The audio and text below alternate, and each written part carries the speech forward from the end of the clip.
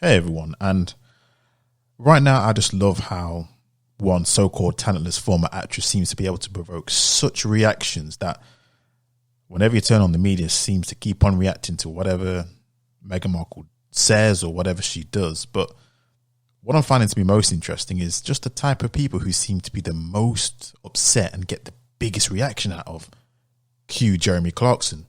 As you can see from the image on screen, he had some choice words to say about Meghan Markle, and I'm trying to understand when I read this why he of all people would even be concerned about her, because let's be honest, the main person who seems to be heading the charge against Meghan is Piers Morgan, and that can be understood because due to their apparent history and the story which he's famed for telling when it comes to how Meghan Markle and Prince Harry met.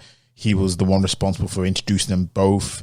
Apparently, if you read between the lines, I don't know how really true this is, that Piers may have been given the brush off because he wanted to date her, but it didn't work out. He introduced him to Prince Harry, and obviously the rest is history. So there may be a bit of hurt there because he felt rejected, or he was rejected. Again, I'm inferring these things.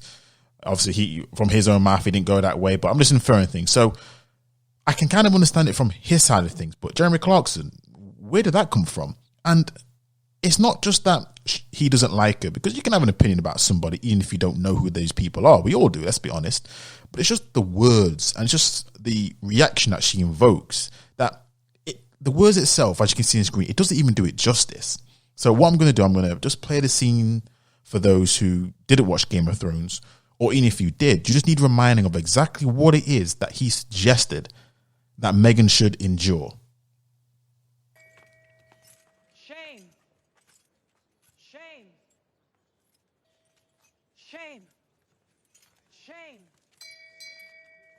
Shame. Shame. Shame. Shame. Shame. Shame. Shame. Shame. Shame. Fuck off! Shame.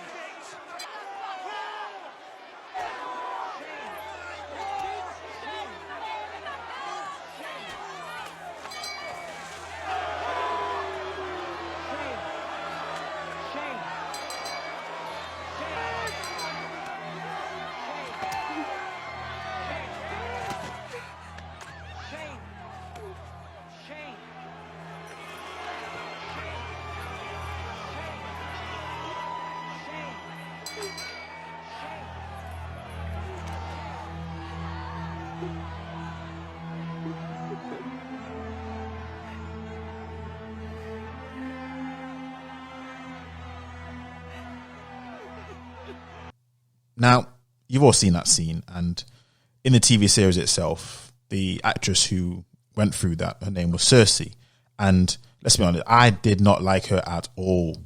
She was an evil character, she committed evil atrocities, but even I felt really, really sorry for her at that moment, and it got me thinking, how does what Cersei had did in the TV series, how is what she did, how can that compare to what Meghan has done to react or to invoke such a reaction from Jeremy Clarkson? And it's not just him. Now, the column from The Sun's been taken down, but if you keep on reading, apparently it's not just him, it's people of that same age bracket. Again, like a Piers Morgan, I would assume. They share the same sentiment, the same sort of hatred on a, quoting this, cellular level for this woman. And please bear this in mind, people, because a lot of people have been saying so many things. I'm just like, let's just take a step back. Has this woman ever caused the death of anyone like, I don't know, Princess Diana, according to rumours? Has she ever been caught up in sex trafficking scandals? Has she ever been caught up in any of these scandals that have taken place that the royal family has helped cover up, helped to pay off? So I'm thinking to myself, what exactly is it that warrants such a response? And going back to Jeremy Clarkson, he made an apology, sort of apology, which really wasn't. What he just did was explain, I put my foot in it, and what I would do in future is carefully word my offensive language. And that seems to be a beauty of our society right now. It's wonderfully coated insults, which can be disguised as one thing, when in actual fact, we know what it is, but you can't really, if you do say, that's not what I mean, even though we know what it is. But it just got me thinking, and I'm sure by now Meghan Markle knows this about our society. Welcome to Britain, as they say, is that our nation hates people who speak out about supposed wrongdoings, or if anything's happened to you. Our society doesn't like it. We call them whistleblowers. And she surely would have learned that by now, because when that does happen, guess what happens? Our people go on full attack mode. They try and completely eviscerate a person's character in order to get them to be quiet, because that's what they really want. Don't let them gaslight you. Don't let them fool you. They don't want you to speak up. They don't want you to say what's on your mind in terms of what's wrong. No. They want to keep you silenced. They don't want the issue to be sorted out, because if that did, that would mean some harsh truths being told, even if they don't like it. So what do? They use any means to discredit that person in order to get what they really want, which is what? Whatever happens in your life, stop. Remain silent at all times. And all the while they try and make it out that, oh, you know what? We need you to come forward. If you have a problem, you need to not just come forward, but name names. I've always heard this of late. You need to name names. I thought, really? Because there was someone who named names, Azim Rafiq, and I remember him. He came out on a record and gave the names of those who did him wrong, at least how he remembered it. And how did the public react? They hated him for it. They turned on him. They said it was unfair that he named them, as it was going to be a trial by social media. And then what did they do? Classic tactic. They sought to uncover his past to discredit anything that he says going forward to get him to what? To silence him.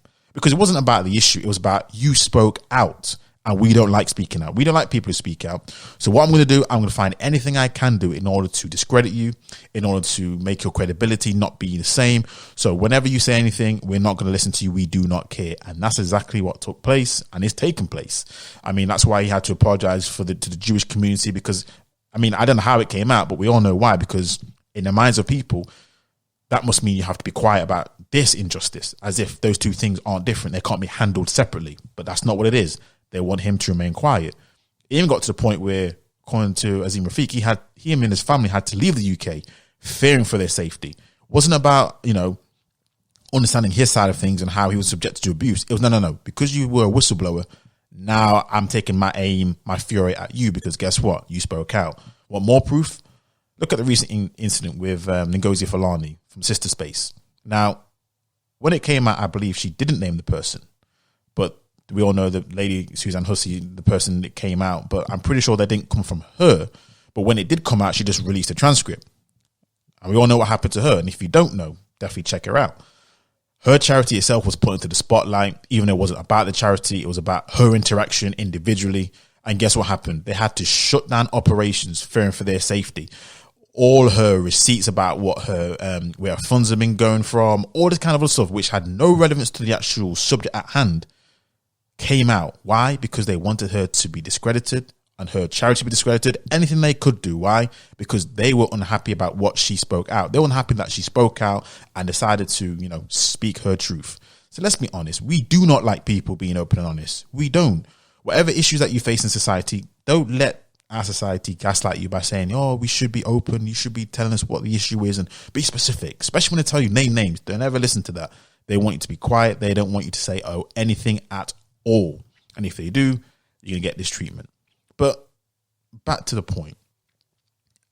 Why are people in the same demographic? We all know what that demographic is, like a Piers Morgan, like a Jeremy Clarkson. Why do they get so offended? I mean, let's be honest. Both these guys are hugely successful. They're famous. So they seemingly have what most people in society would kind of crave for, I would suspect. So what is it about her that triggers them? I mean, my suspicion is part of it's because they actually really desire Meghan. Again, we've gone through the Piers Morgan situation, so that's definitely more of a definitely more credence there. Again, is Jeremy Clarkson in the same camp? I mean, let's be honest, by all objectivity, she's probably the most attractive woman who's married into the royal family. Maybe top two, depending on how you see things. But just on our objectivity, she probably is the most attractive woman in the royal family. Or is it because, and this is where, people claim misogyny, I think there's deep levels of disdain because men of that age group in particular have certain viewpoints about how women should be, especially when it comes to the royal family, not having a voice or an opinion, only speak when spoken to, don't have a personality, just have a pretty face. Like Kate, that's how she comes across. She comes across admirable, but just very plain Jane. And that's what they want. They don't want a woman like Meghan who seems to take the focus and the spotlight from the royal family. They don't like a woman who seems to have her own opinion. Whether they like it or not, it is what it is. That's how she's made up. That's her DNA. And Prince Harry loved her about that. That's why I'm assuming that they got married. That was part of the qualities which I'm assuming attracted her to him. But certain men of that demographics, let's be honest, they have certain viewpoints masquerading as misogyny. Again, I think part of it is because of she ain't ugly on the eyes, let's be honest. But who knows? Again, these are all speculations, but that's what I'm speculating right now. But I will say this though, I'm enjoying the meltdown that takes place whenever she speaks. It's typical right now. Whenever there's obviously she has a Netflix, well, they have a Netflix special right now. But whenever something comes out, I'm just like, just wait for it. Because no doubt when something does take place, Piers will have something to say. That's when he's not dick riding Cristiano Ronaldo, that is. But no doubt he will have something to say about this. But again, he's not obsessed. We all heard about the scandals that took place with Prince Andrew. He's like, oh, I talked about that. Yeah, but, that's been buried under the ground. That's been paid off. But yet a woman like Meghan Markle, who, let's be honest, has actually done nothing. When you look at the history of what's taken place in the royal family in our lifetime, comparatively, she has done pretty much nothing, but she's responsible for single-handedly taking down the royal family. She's responsible for doing all these evil atrocities. And the reason why? It's just because she spoke out. That's the only reason why. Because she spoke out in a platform which they didn't like, because, again, and there's an argument here which I won't necessarily disagree with about she comes across as a bit of a narcissist and self-serving, but come on. Jeremy Clarkson and Piers Morgan are probably two of the most narcissistic, self-serving individuals you probably will ever know. And people have gone on record talking about that. You look at Jeremy Clarkson's history, and again, this is a typical thing that they would do. Jeremy Clarkson, if you look at his, the reason why Top Gear, he had to move across to Amazon Prime, and how he treated the staff members and what he was taking place, because he was that guy, Jeremy Clarkson, if anyone watched the Top Gear. Some of the things I'm like, these guys have no right. But again, this comes back to this whole age thing where, because it's a woman, they see it differently, but they can do what they want to do. They can be who they want to be. But when it comes to women just barely, saying boo to a ghost, oh my God, oh my God, oh my God, oh my God. I hate her on a cellular level. And she needs to, and what happened against Cersei in Game of Thrones, going in the streets naked, while having to endure, all these names being called at her and people throwing excrement at her. That's apparently her punishment for her supposed crimes. Interesting. But let me know what you have to say about this. Until next time.